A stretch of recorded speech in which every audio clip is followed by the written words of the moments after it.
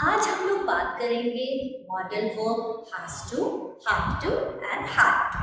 आप देख सकते हैं मैंने व्हाइट बोर्ड पर लिखा हुआ है has to, have to and had to. ये तीनों मॉडल वर्ब्स हैं। इनके सेपरेट अलग अलग तरीके से आप कैसे प्रयोग करेंगे अपने सेंटेंसेस में, आपकी डेली लाइफ में, वो आज हम सीखेंगे। तो अगर हम बात करते हैं इनके यूजेज की यानी कि इनके उपयोग की, तो इन सभी मॉडल वर्ब्स का उपयोग हम लोग करते हैं लर्नर्स नेसेसिटी यानी कि जो आपकी आवश्यकता के लिए आप यूज़ करते हैं, कोई चीज़ जो आपकी ड्यूटी है, ओके, उसके लिए आप यूज़ करते हैं, रूल्स यानी कि जो नियम है उसके लिए भी यूज़ किया जाता है, एंड कंपल्शन यानी कि मजबूरी। इन चारों ही चीज़ों के लिए आप इन मॉडल वर्ब्स का यूज़ करते हैं, बट अलग अलग तरीक़ों से। जो मॉडल वर्ब हम प्रेजेंट के लिए यूज़ कर रहे हैं वही मॉडल वर्ब हम फ्यूचर के लिए यूज़ कर रहे हैं, लेकिन जब हम पास्ट के मॉडल वर्ब की बात करेंगे तो वो एकदम अलग हो जाएगा। अगर मैं आपको यहाँ पर बताऊँ, जो हैड टू है वो हम लोग पास्ट के लिए यूज़ कर रहे हैं, और ये जो has to and have to है ये हम लोग प्रेजेंट एंड फ्यूचर, ये भविष्य और वर्तमान दोनों के लिए यूज हो रहा है। अब इसका स्ट्रक्चर क्या है लर्नर्स? इसका स्ट्रक्चर है, अगर आप सिंगुलर्स की बात करते हैं लाइक ही, शी, इट या किसी एक व्यक्ति के नाम की, और आपका सेंटेंस पॉजिटिव होने वाला है यानी कि आप सिंपल स्टेटमेंट दे रहे हैं, सकारात्मक सेंटेंस बना रहे हैं, सीधी बात कर रहे हैं, तो स्ट्रक्चर कहता है कि आपको इन सब्जेक्ट्स को रखना है, उसके बाद आपको हैज टू लगाना है। केवल हैज नहीं लगाएंगे, बहुत ध्यान से सुनिएगा, गलती मत करिएगा। हैज के बाद टू का आना जरूरी है, then only it will become the modal verb, तभी वो मॉडल वर्ब बनता है। उसके बाद V1 यानी कि वर्ब का फर्स्ट फॉर्म आप लगाएंगे। तो जैसा कि आप देख सकते हैं मैंने यहाँ पर लिखा है he has to study hard, है ना। अब जो मेरा सब्जेक्ट है that is he, and has to से आपको पता लग रहा है कि मैं बात कर रही हूँ मजबूरी की, ड्यूटी की, नेसेसिटी की या फिर नियम की कह लीजिए, एंड स्टडी जो कि मेन वर्ब है जिस चीज़ का काम हो रहा है, and hard means that is object, जो भी मेन वर्ब के बाद हमारा स्टफ बन जाता है वो सारा हमारा ऑब्जेक्ट में आ जाता है। ये हमारा स्ट्रक्चर ऑफ सेंटेंस है। अगर आप शुरू से मेरे वीडियोस देख रहे होंगे तो 21 दिन में यू विल बी एक्सपर्ट कि किस चीज़ के लिए, किस परिस्थिति के लिए, कब कहाँ पर कैसे क्या यूज़ करना है, तो देखते रहिएगा। नेक्स्ट आ जाता है, अब ये तो हो गया he has to study hard, उसको अच्छे से पढ़ाई करनी ही है क्योंकि वो एक स्टूडेंट है, अगर वो अच्छे से पढ़ाई नहीं करेगा सो यू नो कि क्या होगा। इसी तरीके से अगर कोई हाउसवाइफ है तो हम कहेंगे शी हैज टू कुक, उसे खाना बनाना ही है क्योंकि वो उसका काम है, उसकी ड्यूटी है। सारे लोग जब घर पर हैं या ड्यूटी से वापस आ रहे हैं, उसका जॉब है उनके लिए खाना बनाना, जो कि हमारी मम्मास करती हैं। नेक्स्ट, अगर कोई स्टूडेंट है, अगर कोई पर्सन है जो ऑफिस जा रहा है तो हम कहेंगे he has to go to office daily, उसे रोज़ ऑफिस जाना पड़ता है, उसे रोज़ ऑफिस जाना चाहिए, उसे रोज़ ऑफिस जाना ही है। हिंदी में कुछ भी हो सकता है, आपको सिर्फ एक बात याद रखनी है, जब भी आप मजबूरी की बात कर रहे हैं, ड्यूटी की बात कर रहे हैं, आपकी आवश्यकता की बात कर रहे हैं, तो आप हमेशा हैज़ टू का प्रयोग करेंगे। तो पॉजिटिव तो बड़ा ही सिंपल हो जाता है जैसे कि मैंने आपको बताया। अब नेगेटिव में थोड़ा सा सेंटेंस हमारा लेंथी हो जाता है लर्नर्स। यहाँ पर जैसे कि मैंने कहा कि हम हैज़ टू प्रेजेंट के लिए यूज़ कर रहे हैं, तो यहाँ पर जब हम नेगेटिव बनाते हैं तो सिंपली नॉट हम लोग नहीं लगाते, यहाँ हम लिख देते हैं डज नॉट, जैसे कि मैंने लिखा हुआ है। एंड ये जो हैज़ टू है ये कन्वर्ट हो जाता है हैव टू में, एंड V1 जो वर्ब का फर्स्ट फॉर्म है वो सेम यानी कि सिमिलर ही रहता है। तो कैसे होगा ध्यान से देखते हैं। अब अगर मैं कहूँ कि उसे कठिन परिश्रम नहीं करना है या उसे नहीं पढ़ना पड़ता है, कुछ भी नेगेटिव अगर आप बताएंगे तो आप कहोगे ही डज नॉट।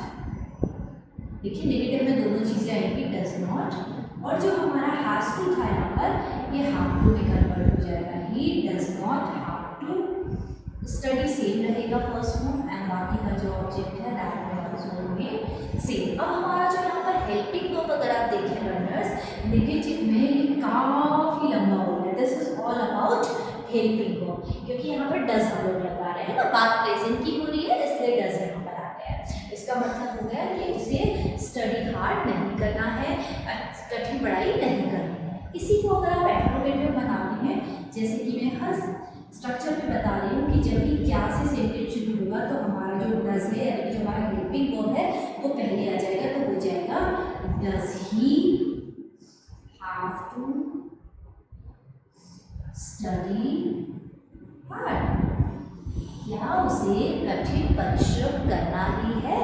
ये जो डज हम लगा रहे हैं इस सेंटेंस का जो मतलब है क्या उसे कठिन परिश्रम करना ही है, करना पड़ता है, करना चाहिए, जो भी आप कहना चाहते हैं वो आप यहाँ पर लिख सकते हैं। लेकिन ध्यान रखिएगा जब भी सेंटेंस क्या से शुरू हो रहा है तो हमेशा नेगेटिव बोल आपका फर्स्ट आ जाएगा।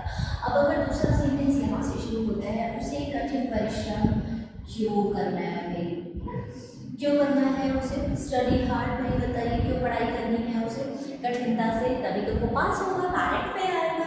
ओके तो यहाँ पर जब क्या क्यों कब बीच में आ रहा है तो आप क्या करेंगे उसका वर्ड उठाकर पहले लिख देंगे। आप लिखोगे why does he have to study hard. Okay उसे पढ़ाई क्यों करनी है भाई, ज़्यादा पढ़ाई क्यों करनी है। ओके ज़्यादा परिश्रम के साथ पढ़ाई क्यों करनी है, क्योंकि उसका अपना एक मोटिव है, एक रीज़न है, तभी तो वो लाइफ में आगे कुछ करेगा। अगर वो अभी स्टडी करेगा, अच्छे से पढ़ेगा तो वो लाइफ में बहुत सारी चीज़ें करेगा। तो अगर आप देखिए ध्यान से सेंटेंस नेगेटिव है, जहाँ जहाँ डज आया है वहाँ वहाँ सेंटेंस लेंथी हो गया है। ठीक है अब हम जान लेते हैं कि अगर आपको यहाँ पर क्वेश्चंस बनाने हैं, पॉजिटिव तो आपको समझ में आ गया भाई हैज टू का छोटा सा सेंटेंस बन रहा था, लेकिन नेगेटिव और इंटरोगेटिव में सेंटेंस हमारा लेंथी हो गया तो कंफ्यूज मत होइएगा। हम यहाँ पर देख लेते हैं कि किस तरीके से हम यहाँ पर क्वेश्चंस बनाएंगे और फिर उसका आंसर करेंगे। मैं पॉजिटिव सेंटेंस को नहीं इरेज कर रही हूँ, जस्ट हम यहाँ पर क्वेश्चंस की बात कर रहे हैं। अब देखिए अगर क्वेश्चंस की बात कर रहे हैं तो अगर आपका क्वेश्चन पूछना है डज से तो आप कैसे बनाओगे, आप कहोगे does she have to cook daily, क्या उसे रोज पकाना ही है। बिल्कुल घर में पारिवारिक सदस्य है तो सभी के लिए खाना बनाना तो मैंडेटरी हुआ ना भैया, उसका ड्यूटी है। तो आप क्या कहोगे क्या उसे खाना रोज खाना पकाना पड़ता है, पकाना चाहिए या बनाना ही है। हिंदी में कुछ भी हो सकता है, यहाँ पर आप क्वेश्चन पूछ रहे हैं तो सामने वाला बंदा रहेगा येस शी। अब देखिए पॉजिटिव अगर होगा तो फिर हैज टू आ जाएगा, she has to cook daily. अगर यही चीज आप नेगेटिव में आंसर कर रहे होते तो आप कह देते she does not have to cook. Negative वाला थोड़ा सा बड़ा हो जाएगा सेंटेंस, क्योंकि जो हमारी हेल्पिंग वर्ब है वो काफ़ी लेंथी हो जाती है और यहाँ पर पॉजिटिव में सिर्फ हैज टू होना यूज़ करना है। तो ये तो बात हो गई शी की, उससे पहले हमने ही की बात करी थी।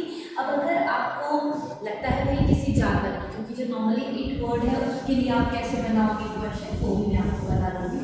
जैसे आजकल हम सभी के घर में भी पपीज होते हैं, हम लोग पालते हैं, तो हम कह सकते हैं भाई अगर हम कह रहे हैं उसका नाम नहीं बता रहे और वो हमारा उसका लिंग नहीं बता रहे या उसका सेक्स नहीं बता रहे, वो लड़का है या लड़की, तो हम उसके लिए इट यूज करते हैं। तो क्या हो जाएगा it has to park on strangers. अब हम क्या कह रहे हैं कि भाई उसे अजनबियों पर भौंकना ही है, उसे अजनबियों पर भौंकना पड़ता है या पड़ता ही है या पड़ना चाहिए, क्योंकि वो उसका काम है। Okay he is the person कि वो लोग सहनाई कि कौन स्ट्रेंजर आपके घर में एंटर कर रहा है। तो फिर से देखिएगा ये पॉजिटिव है तो मैंने यहाँ पर इट के साथ हैज टू करा है। अब अगर इसको आप नेगेटिव बनाएंगे तो सब्जेक्ट तो सेम ही है, आप कह देंगे it does not have to. Does not आ गया ना तो क्या हो जाएगा हैव टू बार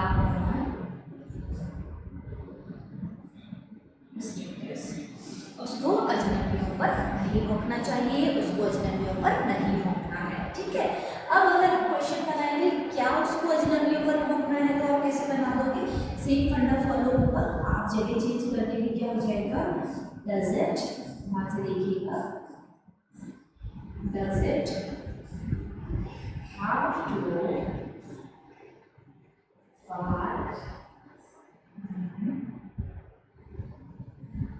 स्ट्रेंजर्स, क्या उसको अजनबियों पर भौंकना ही है। अगर क्वेश्चन क्या से शुरू हो रहा है।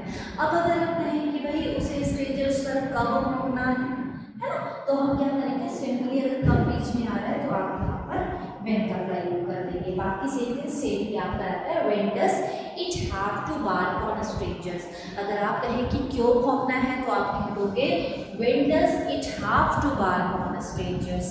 किसके साथ भौंकना है, whom does it have to bark on strangers। जो भी हिंदी का वाक्य, सॉरी जो शब्द बीच में आ रहा है, कहाँ, क्यों, कब, कैसे, किसके साथ, उसको उठाकर आपको हेल्पिंग वर्ब से पहले लिख देना है। तो आई होप आपको इट के साथ भी कॉन्सेप्ट समझ में आ गया होगा। चलिए आगे बढ़ते हैं। अब किसी चीज़ का एक सेंटेंस हम बना लेते हैं। अगर हम हैज टू को फ्यूचर के लिए यूज करें तो हम कह सकते हैं has to close door tomorrow। Ram को कल दरवाजा बंद करना है। आज तो मम्मा है घर पर, कल से राम की ड्यूटी होगी, वो अकेला होगा तो उसको दरवाजा बंद करना ही है या करना है। Again we are talking about the duty of Ram, है। तो यहाँ पर हमने सिर्फ फ्यूचर का टाइम लगा दिया। देखिए आने वाला जो समय है वो टुमारो, नेक्स्ट वीक या फिर नेक्स्ट संडे, नेक्स्ट ईयर, है ना, जो भी कमिंग टाइम है वो आप जस्ट फिक्स कर देंगे एंड जो सेंटेंस है that will belongs to future. ठीक है, अब नेक्स्ट पढ़ लेते हैं। अब हम बात करते हैं बाकी सारे वर्ड्स की, हैव टू की बात करते हैं। अब अगर आप बात कर रहे हैं आई, यू, वी, दे या फिर एक से ज़्यादा आपका सब्जेक्ट है तो आप यूज़ कर लेते हैं हैव टू। यहाँ पर हैव टू आ जाता है,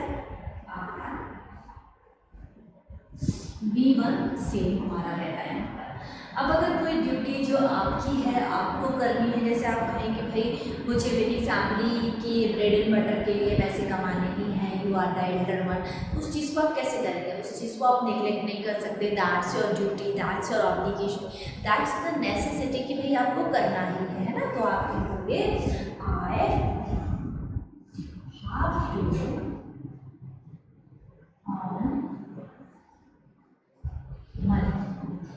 मुझे पैसे कमाने ही हैं। ओके, अब यहाँ पर ध्यान दीजिएगा कि सारे रूलर्स को हम कंसीडर करते हैं और यहाँ पर जो हमारा ये हैव टू है उसे हम यूज करते हैं। ठीक है, इसी सेंटेंस को अगर फ्यूचर में कन्वर्ट करना होगा, वेरी सिंपल, आप कह दोगे I have to earn money next month, next year और कमिंग सैटरडे, जो भी आप टाइम लगाना चाहते हैं फ्यूचर का आप टाइम लगा देंगे एंड सेंटेंस कन्वर्ट हो जाता है फ्यूचर। इसको अगर हम नेगेटिव बनाते हैं वर्ड्स तो यहाँ पर जो चेंजेस आएंगे वो हो जाएगा डू नॉट, जो हैव टू है that will remain the same, have to and be का फर्स्ट फॉर्म भी सेम रहता है, सिर्फ यहाँ पर डू नॉट जो है वो थोड़ा सा अलग आ जाता है। तो हमें कह देंगे यहाँ पर आई do not have to earn money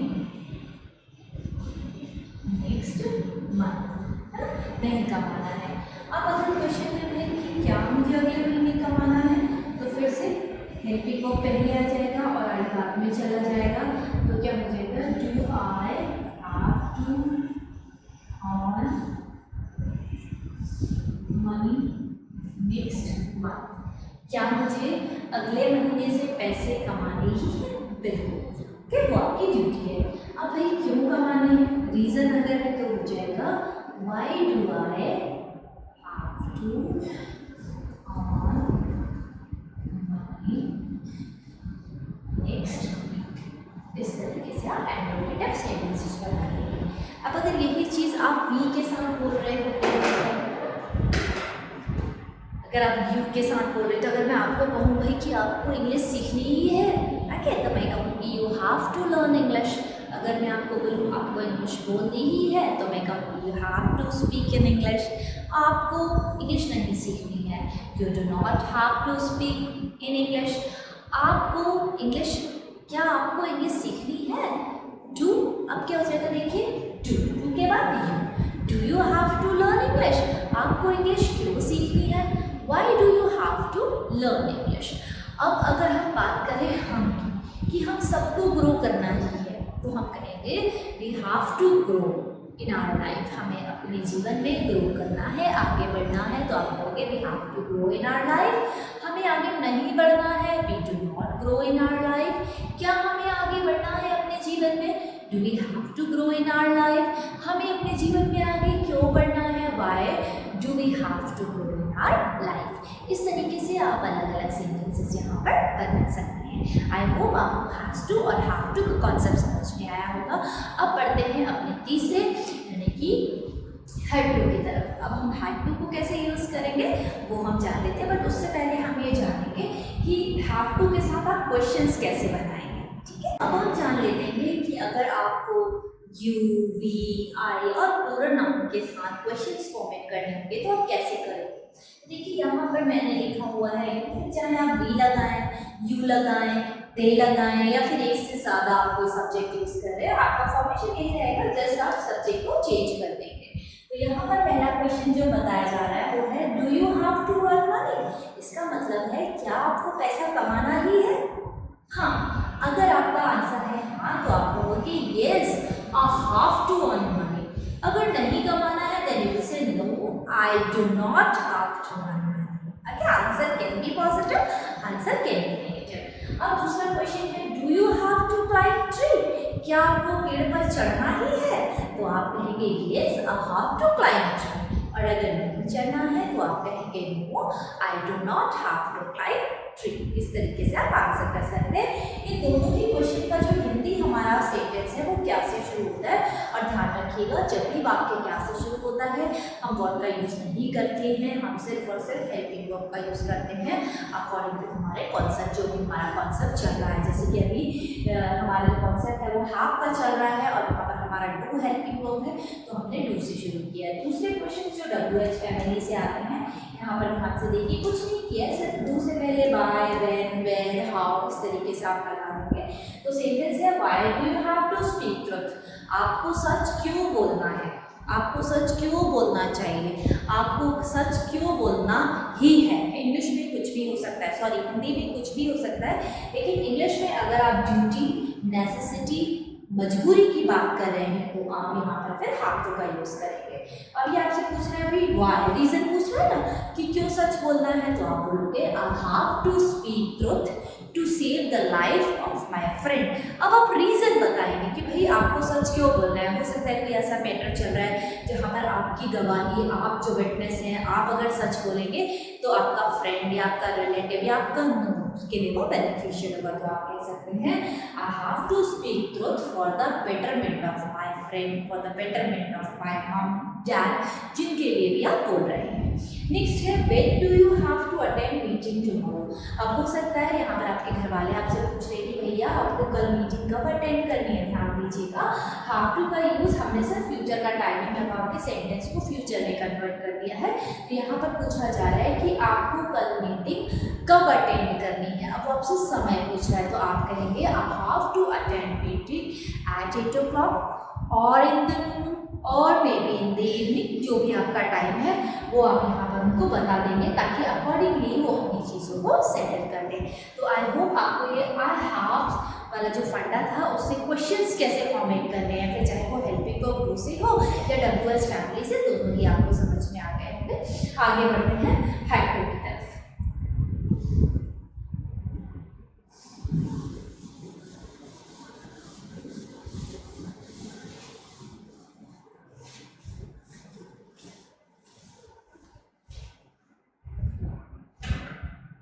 अब देखिए रूल सारा थोड़ा सा बदल जाएगा, यहाँ पर चीज़ें वही हैं जिसके लिए हम यूज़ कर रहे हैं, जस्ट हमारा हेल्पिंग वर्ब बदल गया है।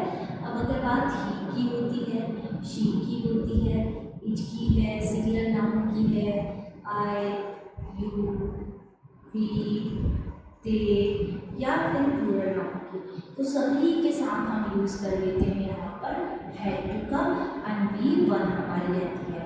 नेगेटिव जब हम बनाएंगे तो हम जो का यूज़ करेंगे एंड प्लस हैव टू हो जाएगा एंड प्लस हमारा वी का फर्स्ट फॉर्म। तो चलिए अब आगे बढ़ लेते हैं। अब देखिए यहाँ पर कोई भी कंफ्यूजन नहीं है लर्नर्स। अगर आप फिर से नेसेसिटी, ड्यूटी, रूल और कंपल्शन की बात भूतकाल में भी कर रहे हैं तो आपका सिर्फ और सिर्फ मॉडल वर्ब चेंज हो जाएगा, दैट्स कॉल्ड हैड टू। ठीक है, तो अब हम इसको कैसे बनाएं ध्यान से देखते हैं। अगर मैं कहूँ कि उसे कल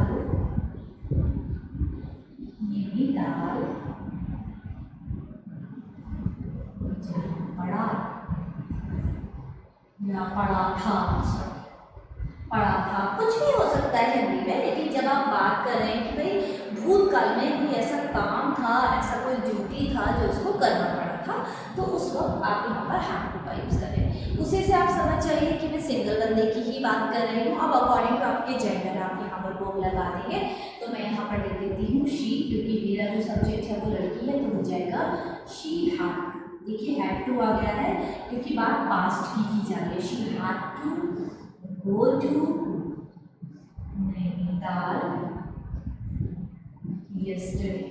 अब मैं कल की बात कर रही हूँ ना, जो कल चला गया है, इस वजह से मैंने यहाँ बीते हुए कल का इंग्लिश यस्टरडे लिख दिया है। वो डिपेंड करता है, अगर आप कॉन्वर्सेशन कर रहे हैं तो बंदे को पता है कि भाई आप हैड टू यूज़ करें तो obviously are talking about the past, तो इट्स अप टू यू। अगर आपके सामने वाले से कॉन्वर्सेशन चल रहा है तो बार बार टाइप लगाने की जरूरत नहीं। तो इस तरीके से हमारा सीक्वेंस बनकर तैयार हो गया। इसी तरीके से अगर आप पॉजिटिव और बनाएं, आप कहें कि भाई मुझे कल नैनीताल जाना पड़ा, तो मैं कह दूँगी I had to go to Nainital. आपको कल नैनीताल जाना पड़ा, you had to go to Nainital yesterday. उन्हें कल नैनीताल जाना पड़ा, they had to go to Nainital yesterday. Subject कोई भी हो, यहाँ पर यू सिर्फ और सिर्फ हैड टू हो रहा है पॉजिटिव सीक्वेंस में। ठीक है, अब अगर हम नेगेटिव की बात करें कि उसे कल नैनीताल नहीं जाना पड़ा, तो हम कह देंगे शी। अब यहाँ पर हम डिड नॉट लगा रहे हैं, ध्यान से देखिएगा। डिड नॉट हम इसलिए लगा रहे हैं क्योंकि जो हैड है वो पास्ट को बिलोंग कर रहा है, हम यहाँ पर डू और डज नहीं लगा सकते, हमें लगाना होगा डू का second form, because we are talking about the past. तो क्या हो गया, शी डिड नॉट, और जो हैड टू है वो कन्वर्ट किसमें हो जाएगा, हैव टू में। सेंटेंस बन गया she did not have to go to Nainital yesterday. अगर आप ध्यान से देखें, जैसे हमारे हैज टू और हैव टू में हमारी नेगेटिव में लंबी हो गई थी हेल्पिंग वर्ब, यहाँ पर भी वही चीज़ है। तो यहाँ पर ये डिड नॉट से लेकर हैव टू के लास्ट तक हमारी हेल्पिंग वर्ब आ जाती है। अब अगर आपको कहना हो क्या उसे कल नैनीताल जाना पड़ा, तो क्या हो जाएगा, क्या उसे कल नैनीताल जाना पड़ा, है ना। तो क्या हो जाएगा, did she have to go to Nainital yesterday। अब क्या पहले आ गया है, तो ऑब्वियसली जैसे कि हम फॉलो कर रहे हैं शुरू दिन से, हमारा हेल्पिंग को पहले आ जाएगा। यही चीज़ अगर यहाँ से शुरू होती लर्नर्स, उसे कल नैनीताल क्यों जाना पड़ा होता, जब ये क्यों बीच में आता तो आप सिंपली यहाँ पर लिख देते why did she have to go to Nainital, उसे क्यों जाना पड़ा। अगर यहाँ पर होता कब जाना पड़ा तो हम लिख देते when। अगर यहाँ पर होता कैसे जाना पड़ा तो हम लिख देते how। आप ध्यान देंगे केवल हमारे शब्द चेंज हो रहे हैं, बाकी जो फॉर्मेट है वो वही है जो ऊपर हमने लिखा हुआ था। तो इस तरीके से आप हैड टू को यूज़ कर रहे हैं यहाँ पर पास्ट के मजबूरी के लिए। ठीक है, अब जानते हैं कि आप इससे क्वेश्चंस कैसे पूछेंगे। अगर आपको क्वेश्चंस पूछना है तो क्वेश्चंस पूछने के लिए या तो आप हेल्पिंग वर्ब से क्वेश्चन बना लेंगे यहाँ पर, या फिर आप WH फैमिली से बनाएंगे। कैसे बनाएंगे, देखिए आप कह देंगे did you have to attend class, क्या तुमने क्लास अटेंड करनी ही थी। भाई क्लास तो आपके लिए इम्पॉर्टेंट थी, तो आप कहेंगे यस आई हैड टू। अब देखिए पॉजिटिव है तो हैड टू आ जाएगा, yes I had to attend. अगर नहीं करनी थी तब फिर आप डिड नॉट करेंगे, तो आप कहेंगे no I but have to attend this. अब आप देखिए जब जब डीड आ रहा है लर्नर्स तो हमारा जो हैव टू है वो कन्वर्ट हो जा रहा है हैव टू में, है ना, केवल पॉजिटिव में हैव टू रहेगा। यही चीज़ अगर आप सिंगुलर के साथ मुझे अगर आप कहें भाई how did she have to decorate, उसे कैसे सजाना पड़ा, उसे कैसे सजाना चाहिए था, उसे कैसे सजाना ही था, पास्ट की बात हो रही है ना। अब यहाँ पर मैंने शी लगा दिया। देखिए चाहे आपका आई हो, शी हो, ही हो, यू हो, कोई भी सब्जेक्ट हो, सिंगुलर या प्लूरल, जो आपका वर्ब है यहाँ पर वो केवल और केवल हैड टू यूज हो रहा है पॉजिटिव में पास्ट के कंपल्सन के लिए, और अगर नेगेटिव सेंटेंस हो रहा है तो वो डिड नॉट होकर हैव टू में कन्वर्ट हो जा रहा है। तो आइए शुरू करते हैं। How did she have to decorate. अब आप कहेंगे कैसे कैसे करना पड़ा, तो आप बोलोगे she had to decorate with flowers. कैसे करना पड़ा भाई, उसे कैसे सजाना पड़ा, फूलों से सजाना पड़ा, है ना। हो सकता है कोई ऐसा इवेंट हो जिसमें फ्लावर्स की जरूरत हो, तो उसे किस तरीके से करना पड़ा था, हैड टू आ गया क्योंकि पॉजिटिव की बात हुई।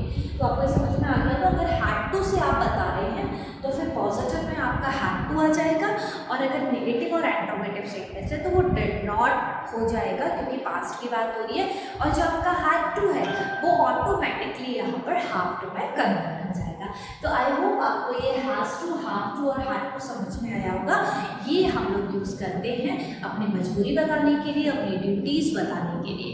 तो मिलते हैं फिर से नेक्स्ट कॉन्सेप्ट में, तब तक के लिए बने रहिएगा और फर्स्ट डे से लेकर एक एक करके सारे वीडियोस देखिएगा ताकि आप हिंदी में ना सोचिए और जल्दी से फ्लुएंट बन जाए। बने रहिए मेरे साथ, कमेंट बॉक्स में कमेंट करते रहिए। Thank you for your love and support. Bye.